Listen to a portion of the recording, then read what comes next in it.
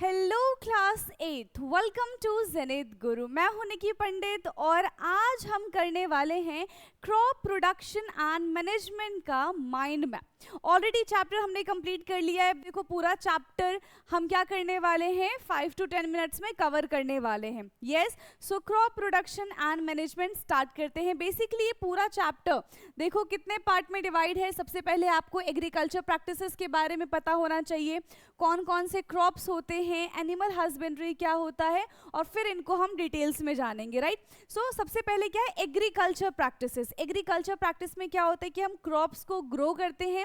अब एक क्रॉप को ग्रो करने के लिए क्या क्या प्रैक्टिसेस की हमको जरूरत है, कौन कौन से स्टेप्स हमको फॉलो करने हैं, इसके बारे में जानेंगे हम। राइट, सो एग्रीकल्चर प्रैक्टिसेस, सबसे पहला हमें करना होता है प्रिपरेशन ऑफ सॉइल।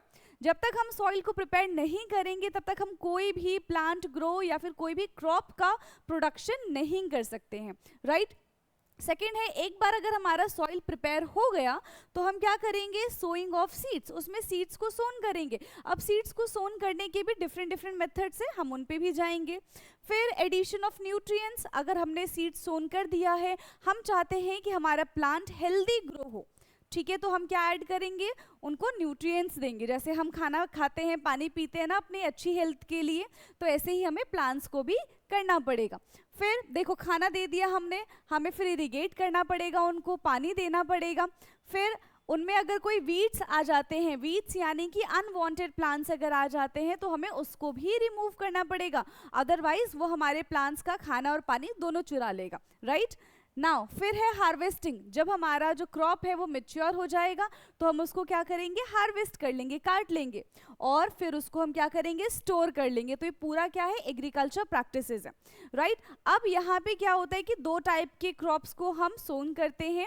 कौन कौन से क्रॉप्स होते हैं, पहला है हमारा राबी क्रॉप और दूसरा क्या है हमारा खारिफ क्रॉप। राबी क्रॉप्स में क्या क्या आते हैं, जैसे कि वीट है, बार्ले है, mustard, sesame, pea, oat, gram, line seeds and rape seeds. ठीक है, आपको देखो क्या करना है, एटलीस्ट आपको 3 to 4 एग्जाम्पल्स पता होने चाहिए। ठीक है, फिर खारिफ क्रॉप की अगर हम बात करें तो खारिफ क्रॉप में क्या है, पैडी, मेज, बाजरा, ज्वार, तूर, उड़द, मूंग, कॉटन, जूट, ठीक है, ग्राउंड नट, ये सारे के सारे कौन से क्रॉप्स होते हैं, खारिफ क्रॉप होते हैं। जो राबी क्रॉप्स होते हैं जनरली हम इनको विंटर में ग्रो करते हैं, एंड जो खारिफ क्रॉप होते हैं उनको हम मॉनसून सीजन में ग्रो करते हैं।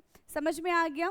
फिर बात करते हैं हम एनिमल हस्बेंड्री की। तो एनिमल हस्बेंड्री क्या है, animal husbandry is the practice of raising and caring of animals. तो एनिमल्स के प्रोडक्ट का हम इस्तेमाल करते हैं, तो उनके लिए हमको क्या करना पड़ता है, एनिमल्स की देखभाल करनी पड़ेगी, उनको फीड करना पड़ेगा, उनको शेल्टर देना पड़ेगा ताकि उनसे हमें मिल्क मिल सके। ठीक है, एनिमल से हमें मीट भी मिलता है, एग भी मिलता है, तो ये सारी चीज़ें क्या कहलाती है, एनिमल हस्बेंड्री कहलाती है। Right, so animal husbandry is the practice of raising and caring of the animal to ensure the quality of their product, जैसे कि milk, egg and meat. Right, now तो हम यहाँ पे देख रहे थे प्रिपरेशन ऑफ सॉइल के बारे में, अभी पूरा प्रैक्टिस के बारे में बताया था ना, तो अब हम इसको क्या करें और जूम करेंगे। ठीक है, so preparation of soil, soil की प्रिपरेशन कैसे होती है, हम प्लाइंग कर सकते हैं, टिलिंग है, फिर उसको हम लेवल करेंगे तो लेवलिंग हो जाएगा। अब ये दो तरीके से हो सकता है, एक हमारा ट्रेडिशनल मेथड होता है, एक हमारा मॉडर्न मेथड होता है।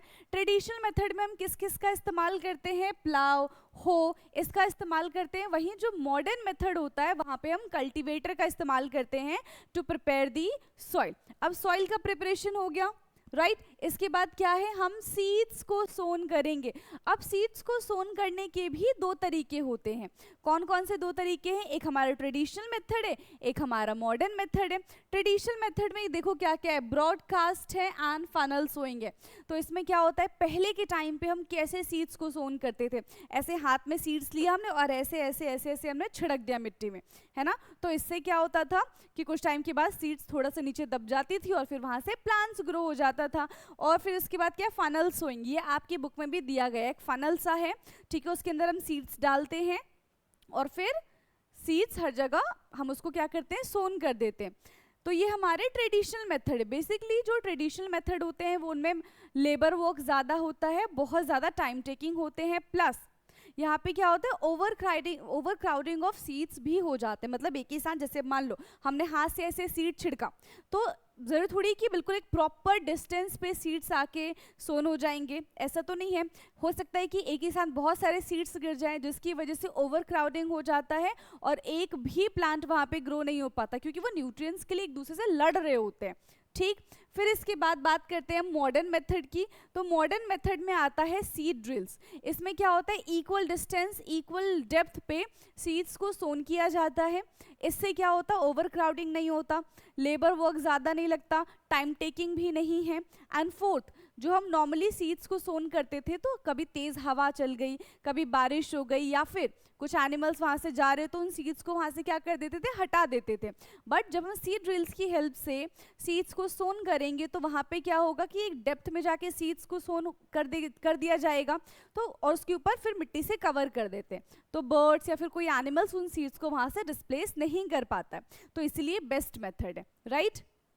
नाउ अब सीड्स भी हो गया, सब कुछ हो गया, अब हम उनको क्या करेंगे, न्यूट्रिशन प्रोवाइड करेंगे। तो न्यूट्रिशन कौन कौन से टाइप से होते हैं, जैसे कि हम उनको मैन्योर प्रोवाइड कर सकते हैं, हम फर्टिलाइजर्स प्रोवाइड कर सकते हैं, न्यूट्रिएंट्स के लिए हम क्रॉप रोटेशन का भी काम कर सकते हैं।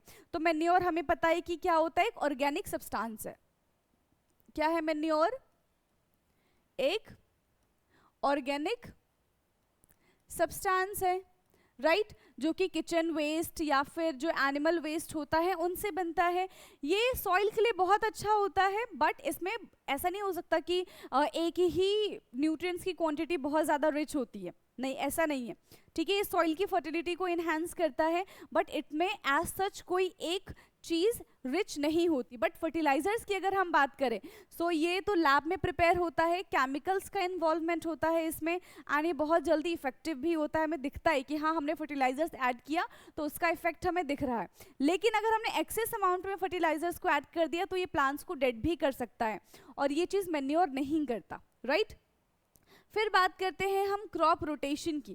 क्रॉप रोटेशन में क्या होता है कि हम बदल बदल के एक ही सॉइल पे हम बदल बदल के क्रॉप्स लगाते हैं। इससे क्या होगा, लेट्स सपोज कि हमने अभी जो क्रॉप लगाया है उसको ज़्यादा नाइट्रोजन की ज़रूरत है, तो वो क्या करेगा, सॉइल से नाइट्रोजन को ले लेगा। बट अगर हमने उसके बाद दोबारा से ऐसा प्लांट लगाया या फिर सेम प्लांट लगा दिया जिसको नाइट्रोजन की ज़रूरत है, तो सॉइल में से नाइट्रोजन की कमी हो जाएगी, सॉइल खुद को रिप्लेनिश नहीं कर पाएगा, तो उसमें न्यूट्रिएंट्स कम हो गए सॉइल में। अब हम क्या कर रहे हैं कि एक बार हमने नाइट्रोजन, ऐसे प्लांट लगाए जिनको नाइट्रोजन ज़्यादा चाहिए, ठीक, फिर दूसरे टाइम हमने दूसरा क्रॉप लगाया जिसको नाइट्रोजन कम चाहिए, तो अब जब तक वो ग्रो होगा तब तक सॉइल में क्या हो जाएगा, नाइट्रोजन रिप्लेनिश कर लेगा खुद को। तो इसीलिए हमें क्रॉप रोटेशन करना भी बहुत ज़्यादा ज़रूरी है। ठीक है, न्यूट्रिएंट्स ऐड करने के बाद अब हम उसको पानी देंगे, खाना हमने दे दिया, पानी देंगे।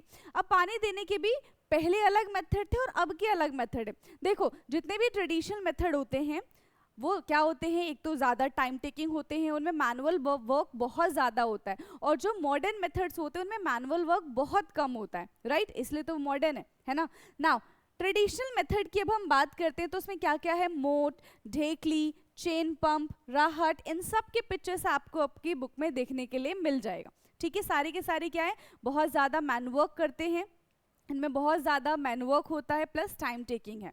यस, मॉडर्न मेथड की बात करें तो स्प्रिंकलर्स है ना, ड्रिप इरिगेशन है, ये आपने अपने सोसाइटी के गार्डन में या फिर आपने अपने स्कूल के पार्क में देखा होगा। स्प्रिंकल ऐसे पानी हर जगह फैलता रहता है, उसका रेडियस कुछ टाइम के बाद हम इंक्रीज कर सकते हैं। यस, एंड ड्रिप इरिगेशन में क्या होता है, ये एक बहुत इफेक्टिव वे है to give water to the plants. हर एक प्लांट्स के रूट्स में जाके यहाँ पे पानी मिलेगा, तो यहाँ से पानी की बहुत ज़्यादा बचत कर सकते हैं हम। यस, सो अब इसके बाद क्या है, प्लांट्स ग्रो हो रहे हैं हमारे। अब जब प्लांट्स ग्रो होते हैं तो उसके साथ साथ ना कुछ अनवांटेड प्लांट्स भी ग्रो हो जाते हैं जिनकी हमें ज़रूरत नहीं होती। तो जब हम प्लांट्स ग्रो कर रहे हैं और उसके साथ कोई अनवांटेड प्लांट्स ग्रो हो जाता है जिसकी हमें ज़रूरत नहीं है, so that is called weeds. अब हमें उन वीड्स को हटा लेना चाहिए उनके फ्लावर और सीड्स के ग्रो होने से पहले, राइट। सो कैसे हटाएंगे, खुरपी का हम इस्तेमाल कर सकते हैं, सीड ड्रिल्स का इस्तेमाल कर सकते हैं, या फिर मेडिसिन्स का इस्तेमाल कर सकते हैं जिसको हम वीडिसाइड्स कहते हैं। और जब भी हम वीडिसाइड्स करें तो अपना पूरा माउथ हमें कवर करना पड़ेगा, क्यों, क्योंकि वो केमिकल हार्मफुल होते हैं, तो हमें हार्म कर सकते हैं, राइट। नाउ अब क्या हुआ, हार्वेस्ट कर लो। क्रॉप हमारा मेच्योर हो गया, इसके बाद हम उसको क्या कर लेंगे, हार्वेस्ट करेंगे। हार्वेस्ट करने के बाद देखो काट लिया, अब काट के एज इट इज हम उसको यूज थोड़ी कर सकते हैं, उसमें काफ़ी सारी इम्प्योरिटीज़, काफ़ी सारे अलग मटेरियल्स प्रेजेंट हो गए जिनको हम खा नहीं सकते, तो उनको हमें वहाँ से अलग करना पड़ता है। तो सिकल की हेल्प से तो हम उसको काट लेंगे, ठीक है। जो भी हमने क्रॉप ग्रो किया है वो मेच्योर होने के बाद हमने उसको कट कर लिया। इसके बाद क्या है, उसको थ्रेशिंग करेंगे, ऐसे पीट पीट के उसको अलग करेंगे। उसके बाद हम विनोइंग का प्रोसेस इस्तेमाल करेंगे, ऐसे ऊपर से इसको हम ऐसे करते हैं तो जितने भी लाइटर पार्टिकल्स होते हैं वो विंड की स्पीड से भाग जाते हैं और जितने भी हैवी पार्टिकल्स होते हैं वो नीचे आ जाते हैं, ठीक है। फिर उसको हम क्या कर देंगे, नेक्स्ट कंबाइन। अब इतना करने के बाद पूरा हमने क्रॉप जो ग्रो किया था वो हमें मिल चुका है, हार्वेस्ट हो चुका है। अब एक ही दिन तो हम उसको खा नहीं लेंगे, ठीक है, हम क्या करेंगे, उसको स्टोर करेंगे, राइट। हम उसको क्या करेंगे, स्टोर करेंगे। तो प्रिकॉशंस के साथ हमें स्टोर करना है, राइट। क्योंकि देखो जब भी हम प्लांट्स की हार्वेस्टिंग करते हैं ना उसमें मॉइस्ट बहुत ज़्यादा होता है, तो हम उसको क्या करना चाहिए, सन में रख देना चाहिए, उसको ड्राई करना चाहिए, ठीक है। जो भी हमने क्रॉप्स ग्रो किए हैं उसके ऊपर आप नीम के पत्ते रख सकते हो ताकि वो सारा का सारा मॉइस्चर उसमें से एब्जॉर्ब कर ले, ठीक है। आप फिर उसके बाद उसको आप क्या करेंगे, ग्रेनीज में आप उसको बोरी में भर के रख देंगे, ठीक है, या फिर साइलोस में आप उसको क्या कर सकते हैं, स्टोर कर सकते हैं। क्लियर है। और यहाँ पे हमारा जो फर्स्ट चैप्टर था क्रॉप प्रोडक्शन एंड मैनेजमेंट का माइंड मैप होता है ओवर। आई होप कि पूरा चैप्टर आपको अच्छे से समझ में आया होगा। Thank you for watching.